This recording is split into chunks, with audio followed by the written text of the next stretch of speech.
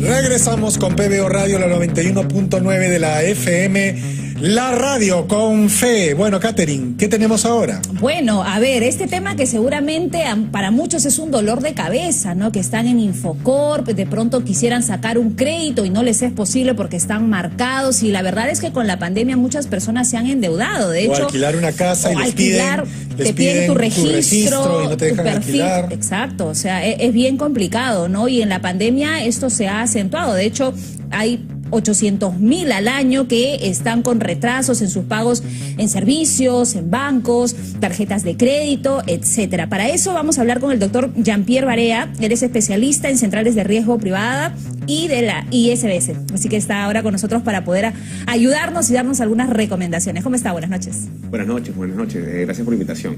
Antes que nada, para podernos situarnos, digamos, al pie de esa información de primera mano, tenemos que entender que hay dos tipos de centrales de riesgo. La primera viene a ser las centrales de riesgo privadas, que vienen a ser más de 16 en nuestro país. Entre las más conocidas se encuentra Infocorp Equifax, que viene a ser de capitales extranjeros, pero el diminutivo Infocorp viene a ser información corporativa. No es que quiera decir, digamos, que sea la mejor ni la más grande, sino es la primera y la precursora, sí, pero es una de más de 16 que existen en nuestro país. Es la más conocida. La más conocida, por decirlo. O nombrada, como se dice. La más nombrada, porque la mayoría dice no está mal reportado una base de datos, ni una central de riesgo, sino dice está mal en Infocorp. Y eso es bastante común escuchar. Yo pensaba que era la única. No, son 16. Imagínense. Sí, son cerca de 16 y cada vez se van sumando más, pero son pequeñas, ¿ok? Ahora, por otro lado tenemos otro universo que viene a ser la central de riesgo del Estado, la Superintendencia de Banca y Seguro. Que la diferencia entre una y la otra, entre la central de riesgo privada y la central de riesgo estatal, es que la central de riesgo estatal va a estar consolidado todo el récord crediticio y financiero, de tanto persona natural como persona jurídica. En el otro, en la central de riesgo privada, también va a estar consolidada esta información. Sin embargo, solamente se va a ver hasta los últimos 5 años.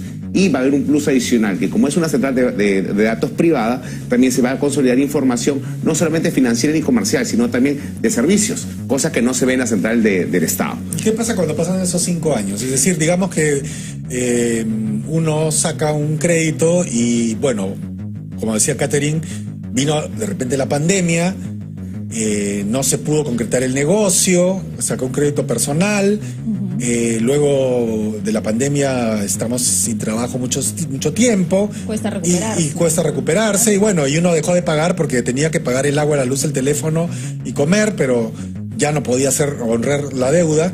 Y bueno, no la paga, pues, ¿no? Entonces, la pregunta es, ¿deja de pagar? ¿Y qué pasa si pasan esos 5 años con esa información en Infocorp o en una de las 16 centrales de riesgo que usted dice que... Perfecto. Entre las 16 centrales de riesgo encontramos a las centrales de riesgo privadas, que vienen a ser las 16. Ese es un pequeño universo. Y por el otro lado encontramos a la única, que es la base de datos estatal de la ISBS.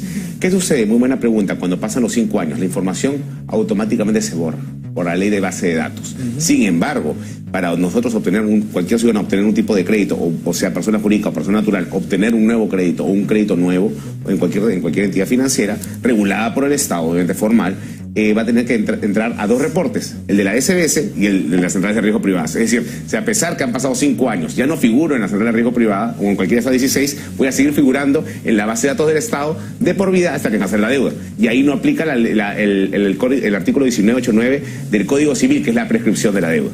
Okay. O sea, hay que tener cuidado, ¿no? Porque uno puede decir, bueno, ya me libré de esta deuda, pero si quieres alquilar un domicilio, si de pronto quieres sacar un crédito, ahí es donde vas a encontrar esta traba, ¿no? Ahora, ¿qué es lo que está pasando? Porque leyendo una serie de reportes, muchos coinciden en que las deudas de las personas no equivale a, digamos, a los ingresos salariales mensuales. Uno se endeuda más de lo que gana. ¿Y eso a qué responde? Porque es algo que pasa en la mayoría de los peruanos y las cifras son alarmantes, ¿no? Y esto puede, obviamente, acarrear muchos problemas y, evidentemente, la respuesta de muchos es como lo que comenta Ricardo, ¿no? A ver, yo no tengo, he pasado por una situación complicada, ¿no? Necesito comer, necesito pagar mis servicios y esto lo dejo de lado, pero a la final puede ser un problema severo, ¿no? Que puede tomar años en solucionarse. Claro que sí, mira, esto digamos que viene a ser un 50-50, 50-50, como se diría. Es parte también del usuario financiero como parte de los bancos, porque digamos en nuestro país, es sobre todo que el 80% es informal. Entonces, evidentemente, si una persona jurídica declara determinados ingresos brutos o netos al fisco, a la SUNAT, obviamente el banco se va a fijar en eso, pero también existe, digamos, como una contabilidad paralela que en la mayoría de las empresas. Evidentemente, el momento de sobreendeudarse es porque el banco otorga una línea de crédito mayor a la que la persona tiene la capacidad de poder manejar. Esto igual pasa con las personas naturales. Ahora, pasa en muchos casos que una persona puede ganar el sueldo mínimo, la remuneración mínima vital, y sin embargo le dan una tarjeta de crédito que vale 4 o 5 veces su sueldo. Sí. Y evidentemente la persona, obviamente, reviende la tarjeta, porque primero no la necesitaba, pero se la ofrecieron. No la solicitó, pero se la dieron. Y llega la publicidad. Entonces ahí vamos a ver que es un problema tanto 50-50. Ahora recordemos también que nuestro país es uno de los países en la región donde tiene el mayor grado y tasa de morosidad de la región. Justo eso le iba a preguntar. Por la tasa de interés. Porque la tasa de interés no es fijar una tasa de interés, porque por la economía social de mercado en la que nosotros nos regimos por la posición del 93, no estaría permitido. Pero sí, digamos, fijar límites y máximos. ¿Cómo va a ser posible que hay personas que, por ejemplo, tienen una tarjeta Black o Signature de diferente marca o modelo y que esas tarjetas tengan una menor tasa que las personas que recién están comenzando con un monto mínimo? ¿No? Es algo totalmente fuera de foco, ¿no? Tienen más beneficios, ¿no? Exactamente.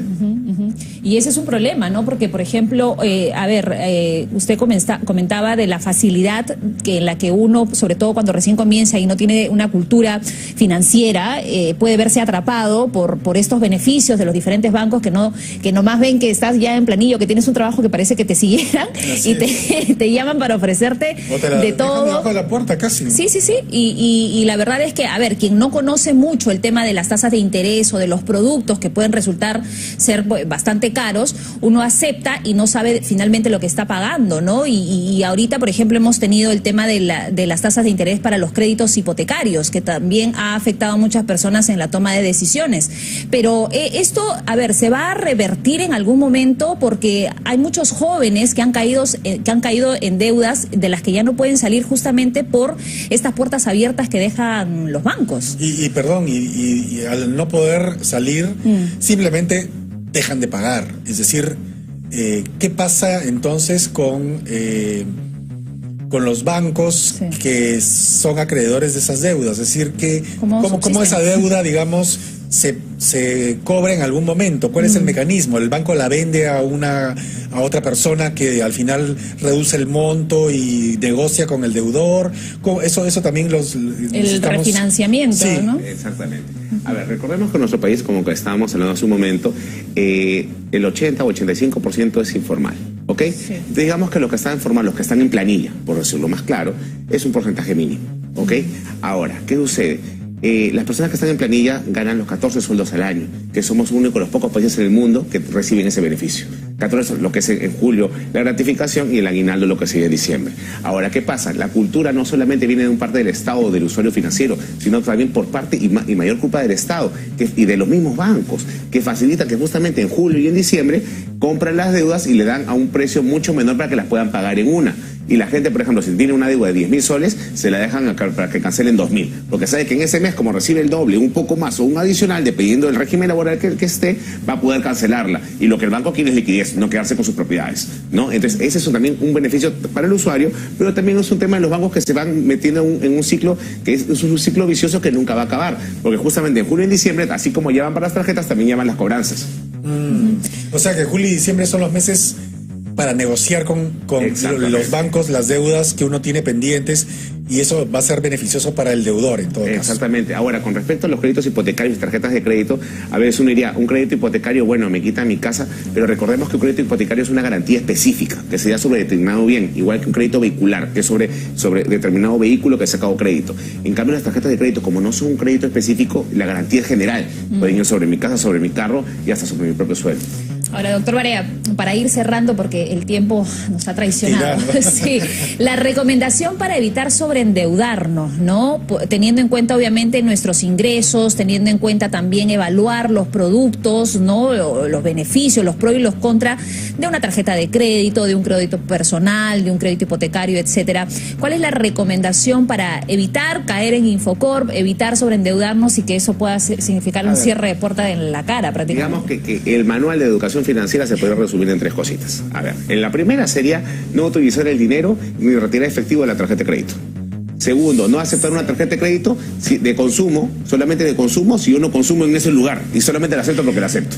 Y la tercera es que si yo compro con mi tarjeta de crédito, recordemos que tengo 3 opciones, que muchas personas no lo saben, muchos peruanos no saben. La que pago sin cuotas, con cuotas, y hay una tercera opción, que es pago diferido, que lo puedo pagar a 45 días sin pagar ningún interés, y que muchas personas no lo saben. Y esa es una mejor opción. Al momento, cualquier tipo de tarjetas de crédito está regulado por las cláusulas generales aprobadas por la Superintendencia de Banca y Seguro, pero las personas a veces no saben que tienen esa opción al poner el POS. Ahora, perdón, antes de irnos, porque ya efectivamente estamos retirados, ¿por qué sacar dinero con la tarjeta de crédito es más peligroso y más caro? Porque la tasa de interés es la más alta. Porque supuestamente esa tarjeta se hizo para hacer consumos. Y el consumo no solamente es por parte del banco, sino por las transnacionales, digamos, Visa y Mastercard, que cobran un porcentaje de transacción. Y evidentemente, al hacer un consumo, ellos ya cobran un porcentaje. Pero acá el banco no solamente cobra el porcentaje, sino también cobra su interés. Ok, doctor. Así que Muchas no lo gracias. haga, no lo haga. Muchas gracias entonces a nuestro invitado. Gracias, doctor Barea. El doctor Barea. Y bueno, ya el público tendrá que saber exactamente cómo maneja sus cuentas y sus finanzas después de esta entretenida y lea la letra chiquita. Sustanciosa charla. Sí, bueno, y es. con nosotros será entonces hasta mañana. Hasta mañana. Así Chao, que tengan nos una vemos. buena noche. Chao.